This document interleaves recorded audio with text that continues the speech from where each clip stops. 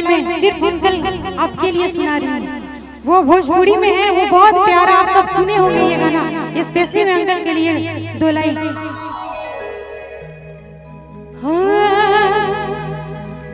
कि जैसन सोचल रहनी ओइसन चाचा कि सावर नगोर बड़े हो कि थोड़े छोड़ हर पातर मोट थोड़े कि सावर नगोर कि जैसन सोचल रहनी ओइसन चाचा मोहर बड़े सावर नगोर बड़े हो थोड़े छोड़ हर पातर मोट थोड़े बड़े सावर नगोर बड़े हो कि जैसन सोचल रहनी ओइसन चाचा मोहर बड़े सावर नगोर बड़े हो। रजनी जी एक लाइन बोलिए ना कि तेरी चाहतों में कितना तड़पे आ जाइए भैया, सावन भी तुम बिन कितने बरसे कि जिंदगी में मेरी सारी जो भी कमी थी तेरे आ जाने से अब नहीं रही। तेरी चाहतों में कितना तड़पे हैं और क्या भैया सावन भी कितने तुझे बरसे जिंदगी में मेरी सारी जो भी कमी थी तेरे आ जाने से अब नहीं रही। सदा ही रहना तुम मेरे करीब होके चुराया है किस्मत की लकीरों से मिले हो तुम हमको बड़े नसीबों से चुराया है किस्मत की लकीरों से। और इसी में क्या बोला भैया, मोहब्बत बरसा देना तू सावन आया तेरे और मेरे मिलने का मौसम आया। सबसे छुपा के तुझे गले से लगाना है सबसे छुपा के तुझे सीने से लगाना है प्यार में तेरे हाथ से गुजर जाना है इतना प्यार किसी से पहली बार आया है।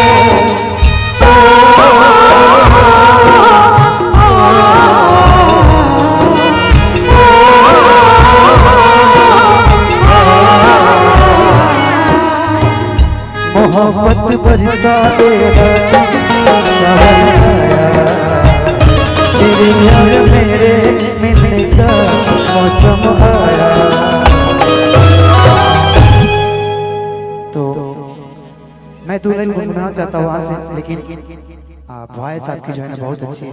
मैं चाहती हूँ कि भैया आपके साथ मैं डुएट, क्योंकि आपका आवाज भैया का आवाज ऐसा स्पेशली सही में बोल रही हूँ, उनका आवाज ऐसा ना क्लासिकल भोजपुरी हिंदी जो भी मिला लीजिए सब कुछ मिक्स है इनका आवाज। अच्छा एक हम आपके साथ गीत गाएं भोजपुरी?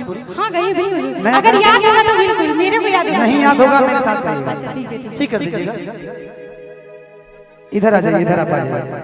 अच्छा गोदना आप गोदवाइए कि नहीं कहीं? नहीं। अच्छा किसी ने गोदना गोदवाया है? आप प्रियंका? अच्छा मैं एक गोदना गाना गाता हूँ, मुझे लग रहा है जो मैं चीजें करूंगा वो आप नहीं कर सकते हैं, तो मैं कोशिश कर रहा हूँ उसको करवाने के लिए आपसे। उसमें आप अगर जवाब आपने दे दिया तो महफिल चल जाएगा। एक गोदना के गाना बोले, एक गाना इन रात के यूपी की क्यों कलाकार है, तो थोड़ा सा मैं चाहता हूँ कि लोग आपको भी सोशल मीडिया के जरिए देखें। हमारे जितने कैमरा वाले हमारे भाई हैं, विजय भाई ऑफिशियल हमारे मौजूद हैं, सभी जो भी हमारे कैमरा वाले भैया हैं सबको दिल से प्रणाम। कि हम पूर्व के वर्ष ए राधा कि घर के तोर सामाना अरे गोदवाला ना हो ए माला कीनी ए सुनी ना गोदना ना गोदवाई ना सुनी ना टैटू बनवा ली स्टैचू बनवा ली कुछ बनवा ली फीस ढेर नहीं के 150 रुपया बा ना बनवाई कि गोदवाला ना हो अपन हाथे पा गोदानावा गोदवाला ना हो जानता रू ब्रिजेश भैया के मेहरारू लिखोले बने कि पति परमेश्वर होता है स्पेशली कि गोदवाला ना हो कि गोदवाला ना हो मालकिनी तू गोदवाला ना हो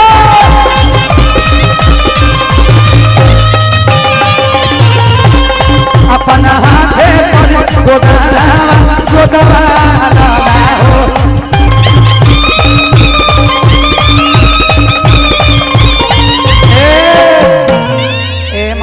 गोदना ना गोदे हो हां उतना दूर से जो हमारी बनी गोरा बनारस में तो गोदना गोदवाला कि अपन हाथे पर गोदा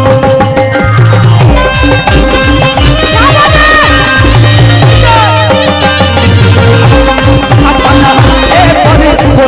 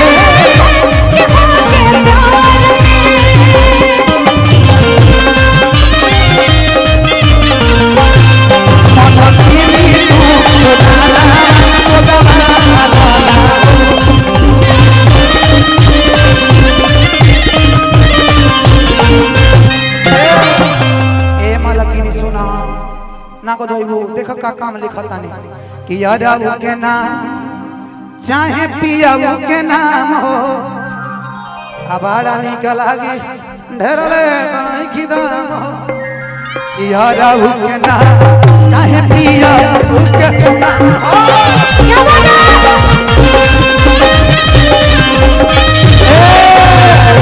ए राधा जी कि यारा के नाम चाहे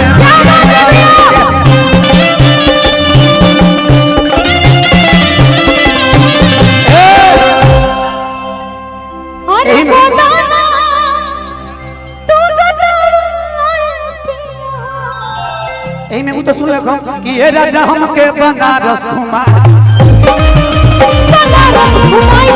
ये राजा हमके बनारस घुमाएगा वो जब के हमके गोलगा पथियाएगा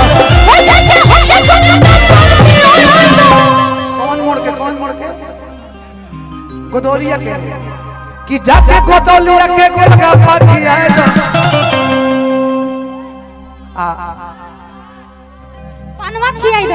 पानवा खियाई दो गोलगप्पो बा अरविंद सिंह भेंता के डांस देखी कि ये राजा हमके बनारस घुमाएगा ये राजा हमके बनारस घुमाएगा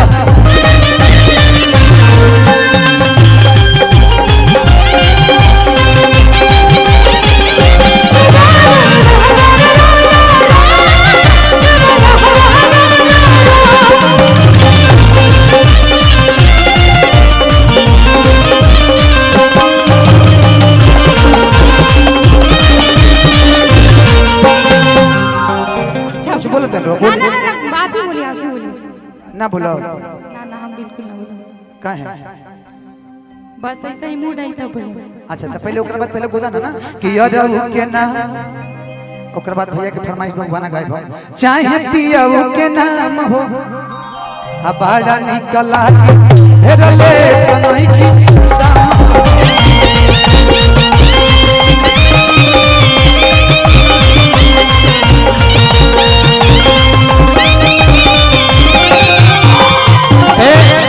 हाय देखा रितिका वो भौजी ने खोले बड़ी लव यू सजना आर के हो रितिका कि निकला ना निकला जल्दी हर छोड़ी के भवनवा दगोदवा अमाला कीनी तू गोदा गोदावा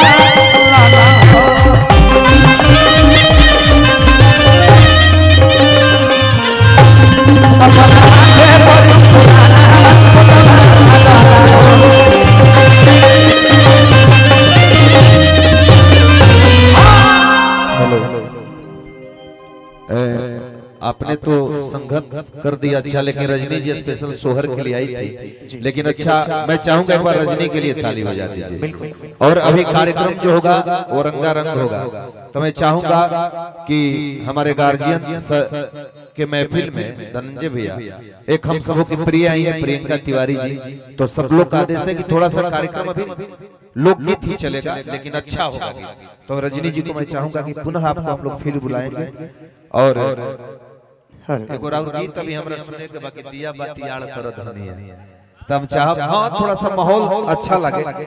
ऐसे कि सुभाष सर से मैं निवेदन करूंगा कि कुछ लोगों का ये फरमाइश भी है कि सर के महफिल में हम लोग बैठे हैं तो थोड़ा जन मनोरंजन भी होना चाहिए। तो मैं चाहूंगा प्रियंका एक चीज जान लीजिए कि यहाँ बहुत कलाकार हैं, जो कलाकार ये कह रहे हैं कि हम लोग यहाँ बैठने के लिए नहीं आए हैं, पैसा कमाने के लिए, तो बहुत स्टेज मिलता है। ठीक है, अंदर कलाकार बैठे हैं, उन सबों का जो ही मूड बन रहा है आप लोग उन लोगों को नीचे उतार दे रहे हैं। ठीक है, तो अगर किसी सिंगर के साथ उसको उन सबों को डांस के लिए बुलाना है तो उन सबों को 2-4-5 गाना डांस कराइए।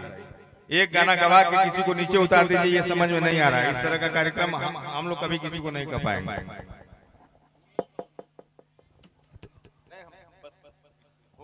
तो इस पर क्या किया जाएगा, कुछ कहिए। रूपा जी को, प्रियंका को बुलाएं। ठीक है, मैं रूपा जी से निवेदन करूंगा आप प्लीज मंच पे आ जाइए।